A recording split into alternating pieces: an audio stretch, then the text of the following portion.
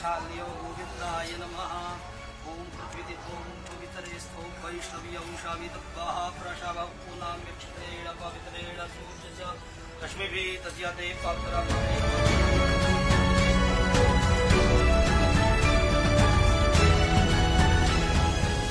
हमने ऐसे प्रधानमंत्री को पाया है जो सरहद पर खड़े जवानों की बात करता है तो खेत में खड़े किसानों की बात करते हैं। हमने ऐसे प्रधानमंत्री को पाए हैं जो संतों की भी चर्चा करते हैं, महंतों की भी चर्चा करते हैं, और ऐसे प्रधानमंत्री को हमने पाया है जिनका विजन और मिशन भारत को विकसित राष्ट्र के रूप में देखना चाहते हैं। आप स्वस्थ रहें और आप ऐसे ही सत्ता में रहें ताकि भारत ऐसे ही विकास करता रहे।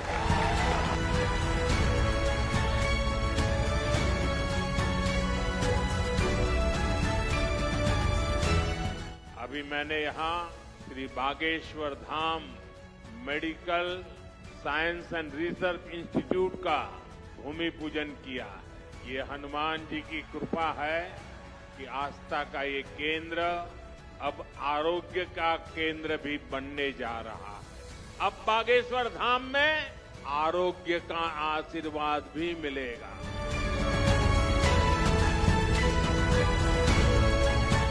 बुंदेलखंड की इस महान धरती को विकास की नई ऊंचाई पर पहुंचाने के लिए डबल इंजन की सरकार दिन रात मेहनत कर रही है। मैं बागेश्वर धाम में कामना करता हूं बुंदेलखंड समृद्धि और विकास की राह पर इसी तरह आगे बढ़ता रहे।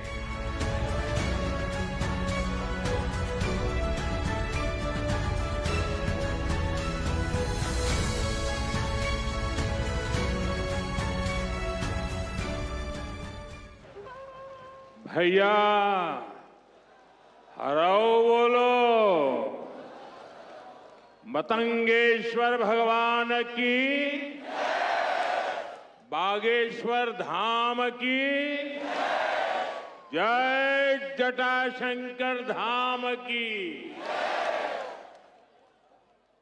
अपुन औरण खां मोरी तरफ से दो ही हाथ जोड़ के राम राम जो। कार्यक्रम में उपस्थित मध्य प्रदेश के गवर्नर श्री मंगू भाई पटेल, मुख्यमंत्री भाई मोहन यादव जी, जगत गुरु पूज्य राम भद्राचार्य जी, बागेश्वर धाम के पीठाधीश्वर श्री धरेंद्र शास्त्री जी, दीदी मां साध्वी ऋतंबरा जी, स्वामी चिदानंद सरस्वती जी, महंत श्री बालक योगेश्वर दास जी, इसी क्षेत्र के सांसद विष्णुदेव शर्मा जी, अन्य महानुभाव और प्यारे भाई और बहनों, बहुत ही कम दिनों में मुझे दूसरी बार वीरों की इस धरती बुंदेलखंड आने का सौभाग्य मिला है। और इस बार तो बालाजी का बुलावा आया है।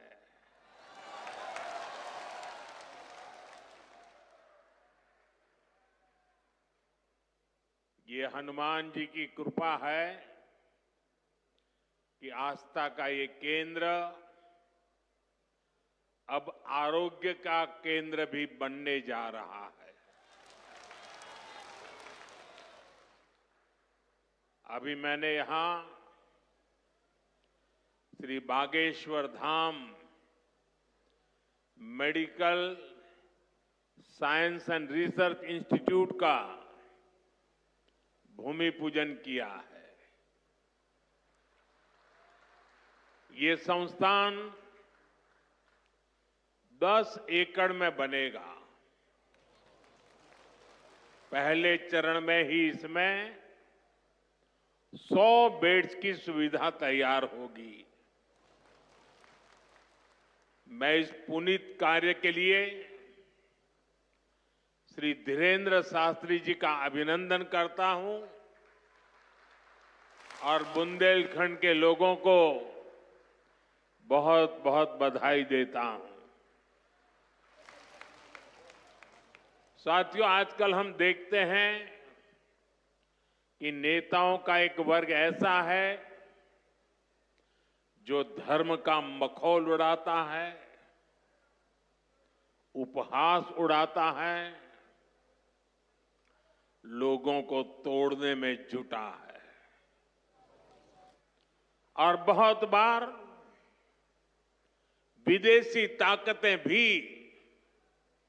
इन लोगों का साथ देकर देश और धर्म को कमजोर करने की कोशिश करती दिखती है। हिंदू आस्था से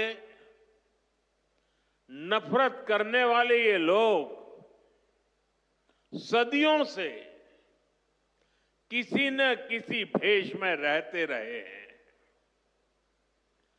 गुलामी की मानसिकता से घिरे हुए लोग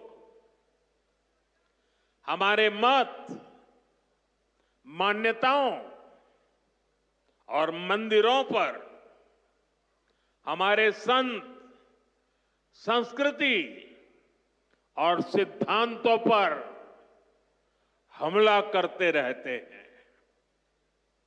ये लोग हमारे पर्व, परंपराओं और प्रथाओं को गाली देते हैं।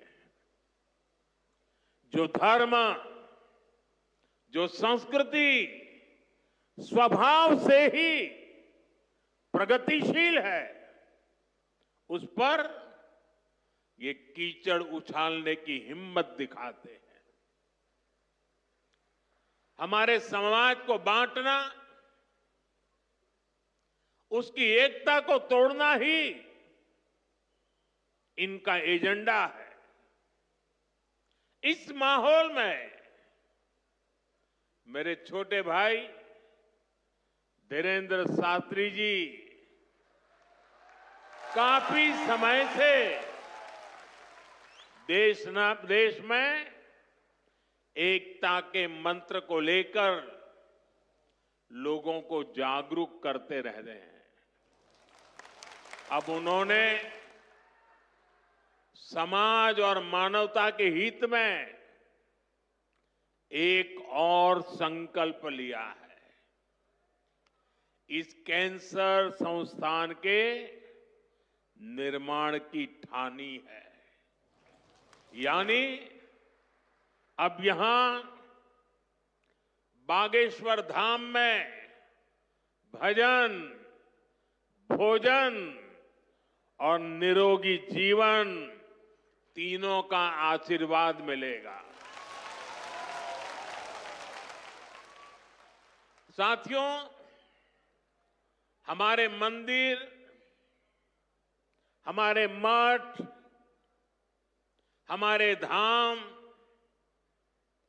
ये एक और पूजन और साधना के केंद्र रहे हैं, तो दूसरी ओर विज्ञान और सामाजिक चिंतन के भी, सामाजिक चेतना के भी केंद्र रहे हैं। हमारे ऋषियों ने ही हमें आयुर्वेद का विज्ञान दिया। हमारे ऋषियों ने ही हमें योग का वो विज्ञान दिया जिसका परचम आज पूरी दुनिया में लहरा रहा है।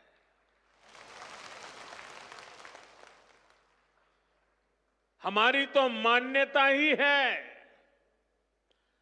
परहित सरिस धर्म नहीं भाई, अर्थात दूसरों की सेवा, दूसरों की पीड़ा का निवारण ही धर्म है। इसलिए नर में नारायण, जीव में शिव, इस भाव से जीव मात्र की सेवा, यही हमारी परंपरा रही है। आजकल हम देख रहे हैं महाकुंभ की हर तरफ चर्चा हो रही है। महाकुंभ अब पूर्णता की ओर है। अब तक करोड़ों लोग वहां पहुंच चुके हैं। करोड़ों लोगों ने आस्था की डुबकी लगाई है, संतों के दर्शन किए हैं। अगर इस महाकुंभ की तरफ नजर करें तो सहज भाव उड़ जाता है, ये एकता का महाकुंभ है। आने वाली सदियों तक 144 वर्ष के बाद हुआ ये महाकुंभ एकता के महाकुंभ के रूप से प्रेरणा देता रहेगा और देश की एकता को मजबूती देने का अमृत परोसता रहेगा। लोग सेवा भाव से लगे हुए, जो भी कुंभ में गया है एकता के दर्शन तो किए ही हैं, लेकिन जिन जिन से मेरा मिलना हुआ है, दो बातें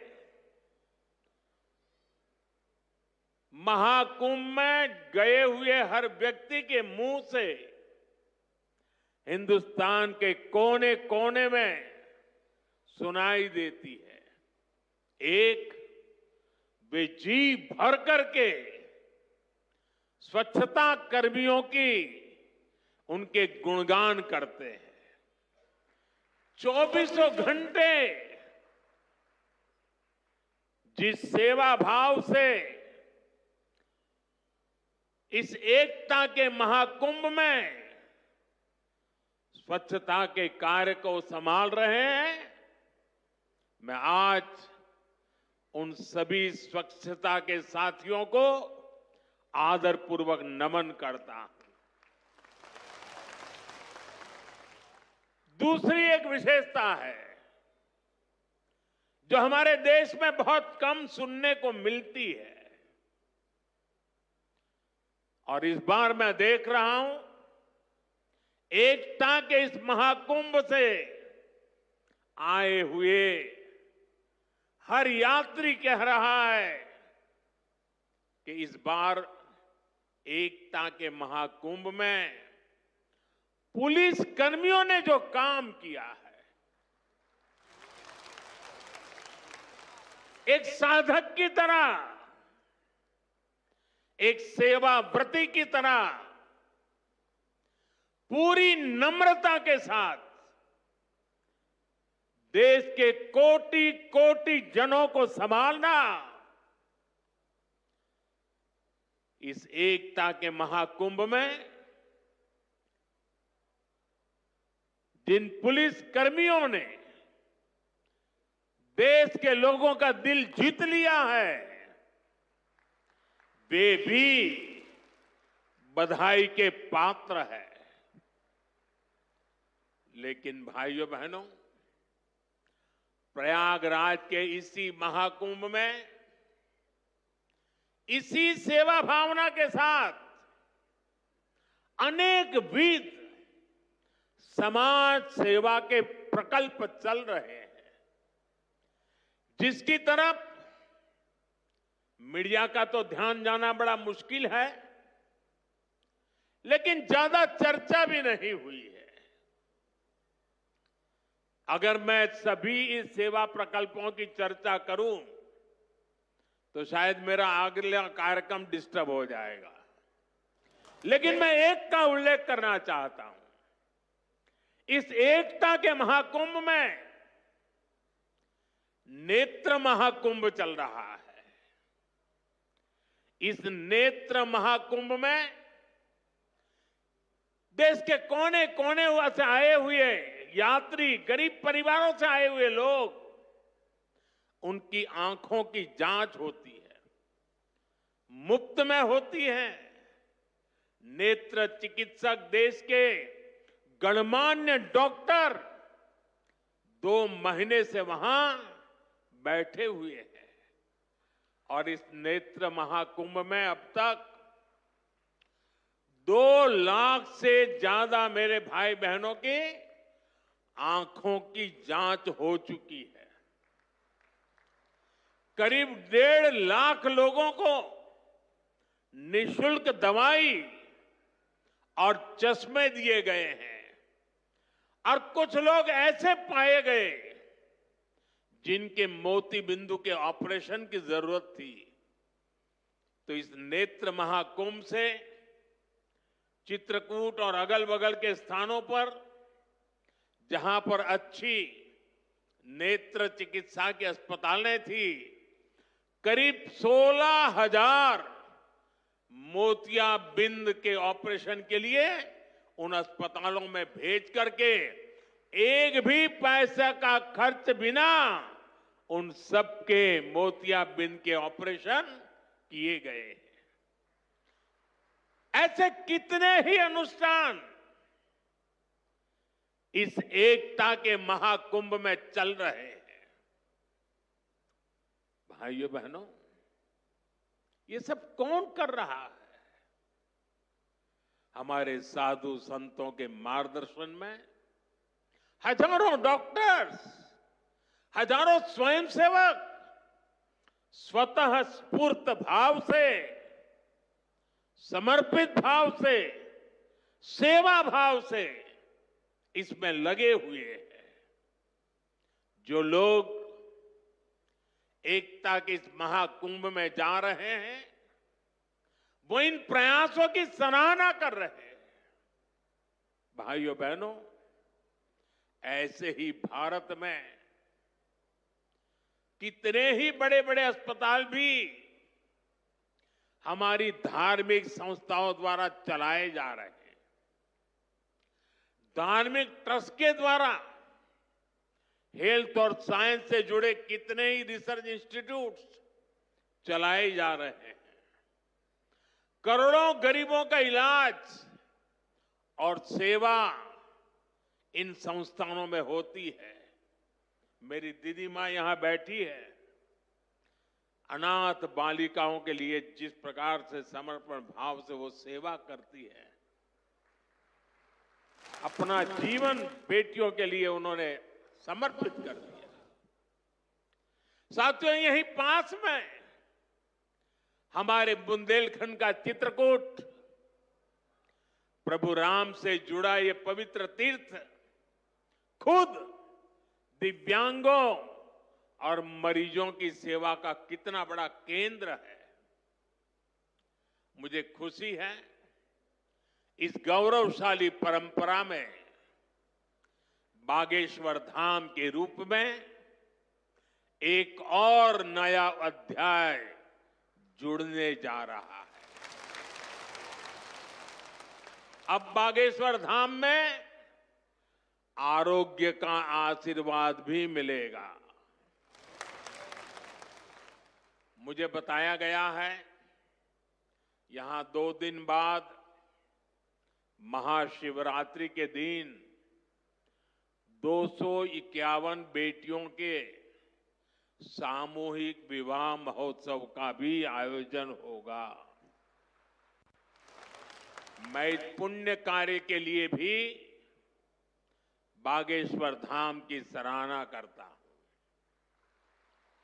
मैं सभी नवविवाहिता दंपतियों को, मेरी बेटियों को सुंदर और सुखी जीवन के लिए अग्रिम बधाई देता हूं, हृदय से आशीर्वाद देता हूं।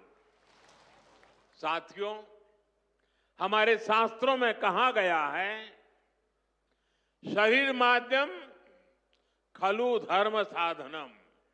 अर्थात हमारा शरीर, हमारा स्वास्थ्य ही हमारे धर्म, हमारे सुख और हमारी सफलता का सबसे बड़ा साधन है। इसलिए जब देश ने मुझे सेवा का अवसर दिया तो मैंने सबका साथ सबका विकास के मंत्र को सरकार का संकल्प बनाया और सबका साथ सबका विकास के इस संकल्प का भी एक बड़ा आधार है सबका इलाज, सबको आरोग्य। इस विजन को पूरा करने के लिए हम अलग अलग स्तर पर फोकस कर रहे हैं। हमारा फोकस है बीमारी से बचाव पर। आप मुझे बताइए, यहां स्वच्छ भारत अभियान के तहत टॉयलेट, शौचालय हर गांव में बने हैं कि नहीं बने हैं? इससे आपकी मदद हुई कि नहीं हुई? आपको पता है, शौचालय बनने से एक और फायदा हुआ है। शौचालय बने हैं तो गंदगी से होने वाली बीमारियां भी कम हुई है। एक स्टडी कहती है, जिन घरों में शौचालय बने हैं वहां हजारों रुपये बीमारी पर खर्च होने से बचे हैं। साथियों, 2014 में हमारी सरकार आने से पहले हालात ये थी कि देश में गरीब जितना बीमारी से नहीं डरता था, उससे ज्यादा डर उसे इलाज के खर्च से लगता था। अगर परिवार में कोई एक व्यक्ति भी गंभीर बीमारी का शिकार हो जाए तो पूरा परिवार संकट में आ जाता था। मैं भी आप सबकी तरह गरीब परिवार से निकला हूं। मैंने भी इन तकलीफों को देखा है और इसलिए मैंने संकल्प किया है, मैं इलाज का खर्च कम करूंगा और आपकी जेब में ज्यादा से ज्यादा पैसे बचाऊंगा। मैं आपको बार बार हमारी सरकार की कुछ योजना, कल्याणकारी योजनाओं की जानकारी देता रहता हूं ताकि एक भी जरूरतमंद योजनाओं से छूटे नहीं। इसलिए मैं कई जरूरी बातें आज फिर यहां दोहरा रहा हूं और मैं आशा करता हूं आप इसे याद भी रखेंगे और अपने परिचितों को जरा बताएंगे भी। बताएंगे ना? पक्का बताएंगे? ये भी सेवा का ही काम है। इलाज के खर्च का बोझ कम होना चाहिए कि नहीं होना चाहिए? इसलिए मैंने हर गरीब के मुफ्त इलाज की व्यवस्था कर दी है। 5 लाख तक का इलाज बिना किसी खर्च के। किसी बेटे को अपने मां बाप के इलाज के लिए 5 लाख रुपए तक खर्च नहीं करना पड़ेगा। ये दिल्ली में आपका जो बेटा बैठा है ना, वो काम वो करेगा। लेकिन इसके लिए आपको आयुष्मान कार्ड बनवाना है। मुझे आशा है कि यहां बहुत सारे लोग होंगे जिनका आयुष्मान कार्ड जरूर बना होगा। जिनका नहीं बना है वो भी जल्दी से बनवा ले। और मैं मुख्यमंत्री जी को भी कहूंगा कि इस काम को, इस क्षेत्र में अगर कोई छूट गए हो तो तेजी से इसको आगे बढ़ाया जाए। साथियों, एक और बात आज आपको याद रखनी है। अब गरीब, अमीर, मध्यम वर्ग, कोई भी परिवार हो, परिवार में 70 साल से अधिक उम्र के सभी बुजुर्गों के लिए भी मुफ्त इलाज के लिए आयुष्मान कार्ड बन रहे हैं। ये कार्ड भी ऑनलाइन ही बन जाएंगे। इसके लिए कहीं किसी को कोई पैसा देना नहीं है, और अगर कोई पैसे मांगता है तो सीधे मुझे चिट्ठी लिखना, बाकी काम मैं कर लूंगा।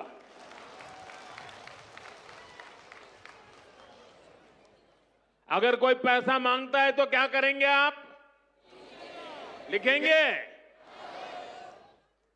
मैं इन संत महात्माओं को भी कहता हूं कि आप भी जरा आयुष्मान कार्ड का प्रबंध कर दीजिए, ताकि आपको कभी बीमारी में मुझे सेवा करने का मौका मिले।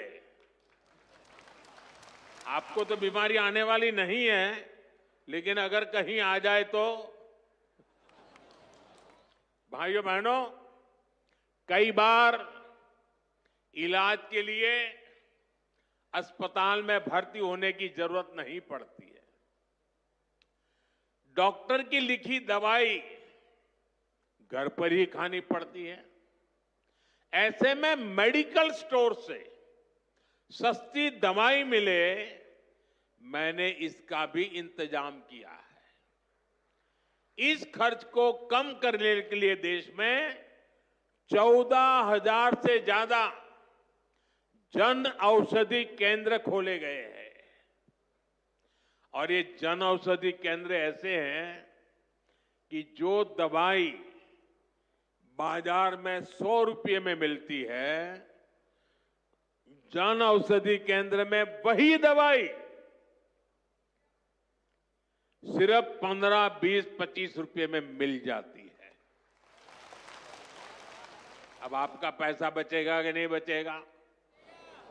तो आपको जन औषधि केंद्र से दवाई लेनी चाहिए कि नहीं लेनी चाहिए? दूसरी एक बात मैं करना चाहता हूं। आजकल बहुत बार खबरें आती हैं, गांव-गांव किडनी की भी बीमारी काफी फैल रही है।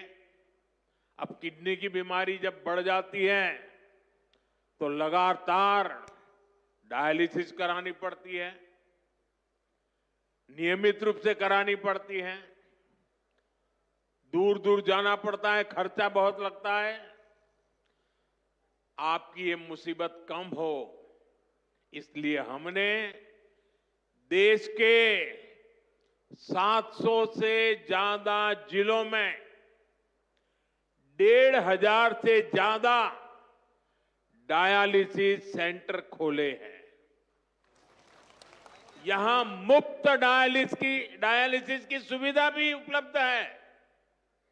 सरकार की इन सब योजनाओं की जानकारी आपको भी होनी चाहिए और आपको अपने परिचितों में भी सबको बताना चाहिए। तो मेरा इतना काम करोगे? जरा सब हाथ ऊपर करके बताइए, करोगे? आपको पुण्य मिलेगा। ये सेवा का काम है। साथियों, बागेश्वर धाम में कैंसर मरीजों के लिए इतना बड़ा अस्पताल खुलने जा रहा है, क्योंकि कैंसर अब हर जगह बड़ी परेशानी बन रहा है।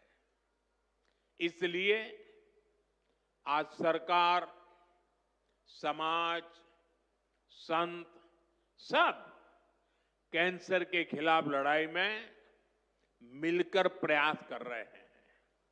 भाइयों बहनों, मुझे पता है गांव में अगर किसी को कैंसर हो जाए तो उससे लड़ना कितना मुश्किल होता है। पहले तो बहुत दिनों तक पता ही नहीं चलता कि कैंसर हुआ है।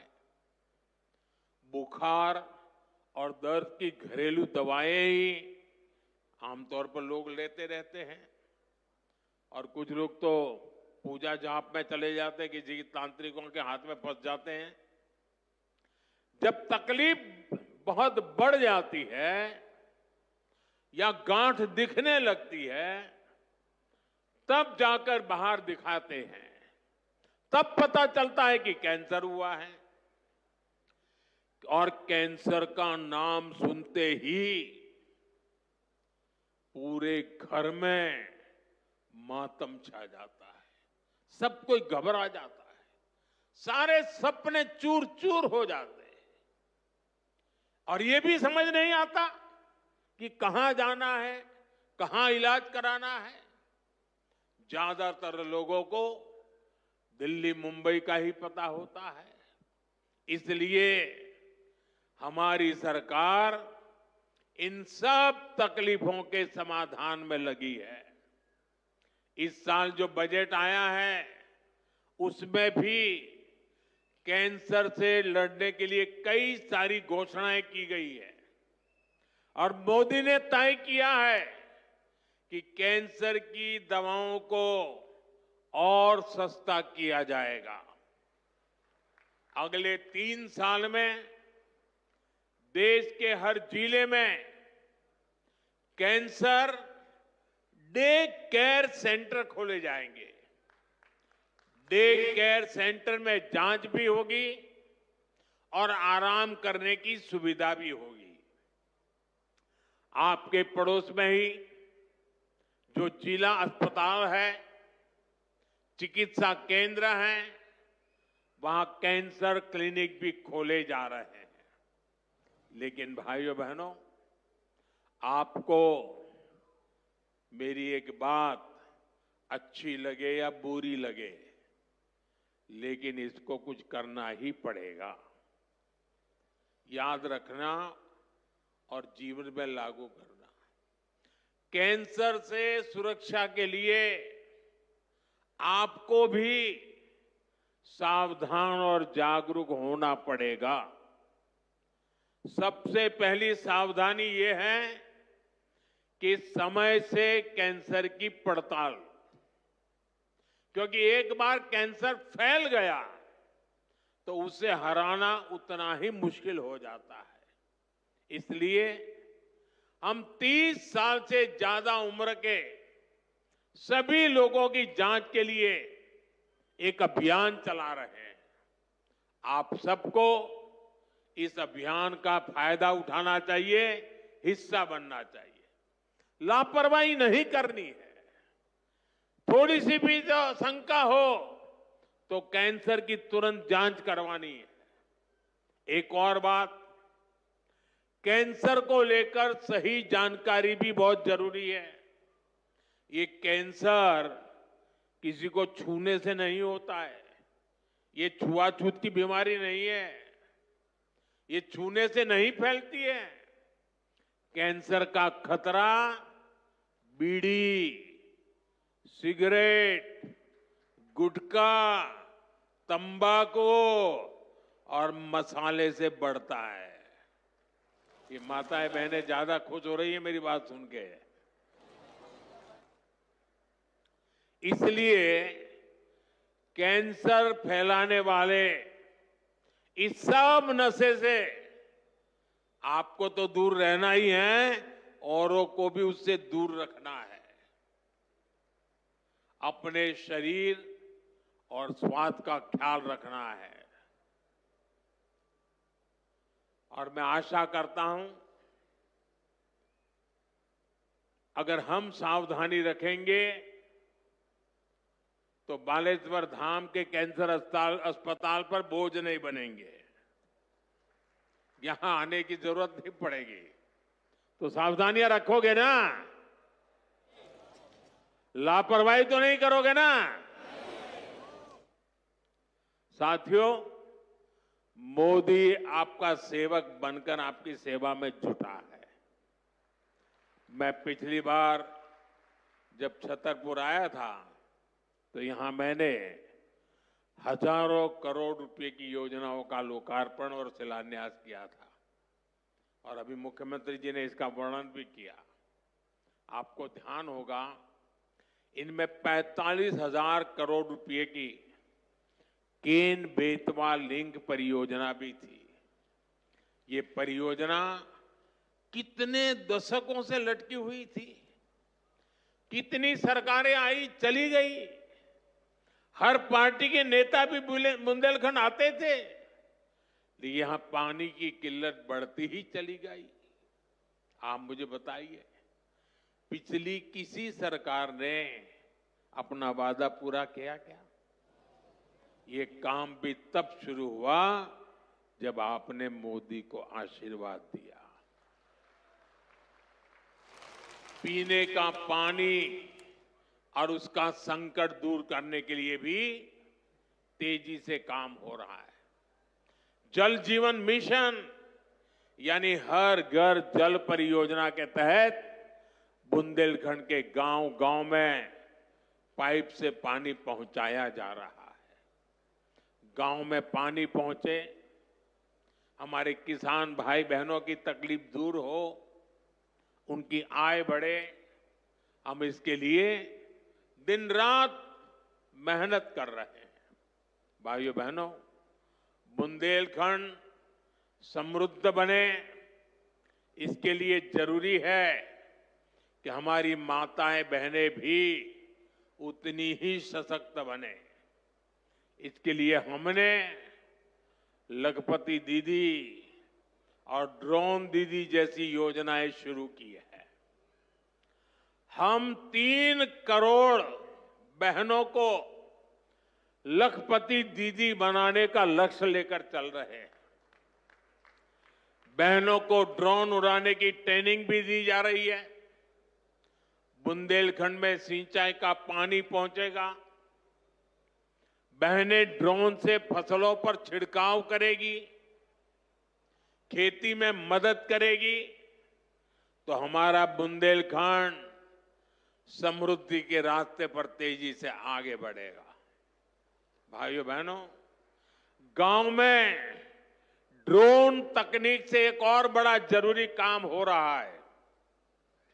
स्वामित्व योजना के अंतर्गत ड्रोन से जमीन की पैमाइश करा के उसके पुख्ता कागज दिए जा रहे हैं। यहां एमपी में तो इसे लेकर बहुत अच्छा काम हुआ है। अब इन कागजों पर लोग बैंक से आसानी से लोन भी ले रहे हैं। ये लोन रोजगार धंधे में काम आ रहा है, लोगों की आय बढ़ रही है। साथियों, बुंदेलखंड की इस महान धरती को विकास की नई ऊंचाई पर पहुंचाने के लिए डबल इंजन की सरकार दिन रात मेहनत कर रही है। मैं बागेश्वर धाम में कामना करता हूं, बुंदेलखंड समृद्धि और विकास की राह पर इसी तरह आगे बढ़ता रहे। और आज मैं हनुमान दादा के चरणों में आया तो मुझे लगा क्या ये धीरेन्द्र शास्त्री अकेले ही पर्ची निकालेंगे कि मैं निकाल पाऊंगा। तो मैंने देखा कि आज हनुमान दादा की मुझ पे कृपा होती है कि नहीं होती है। तो हनुमान दादा जी ने मुझे आशीर्वाद दिया और मैंने आज पहली पर्ची निकाली, उनकी माताजी की पर्ची निकाली, और जिसकी बात शास्त्री जी ने बता दी आपको। खैर साथियों, ये बहुत बड़ा अवसर है, बहुत बड़ा काम है। संकल्प बड़ा हो, संतों के आशीर्वाद हो, प्रभु की कृपा हो, तो समय सीमा में सब पूर्ण होता है। और आपने कहा है कि इसके उद्घाटन के लिए मैं आऊं, दूसरा कहा है कि उनकी बारात में मैं आऊं। मैं आज सार्वजनिक रूप से वादा करता हूं, दोनों काम कर दूंगा।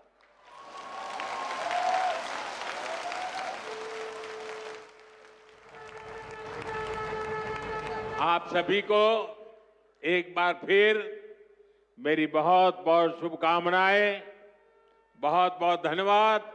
हर हर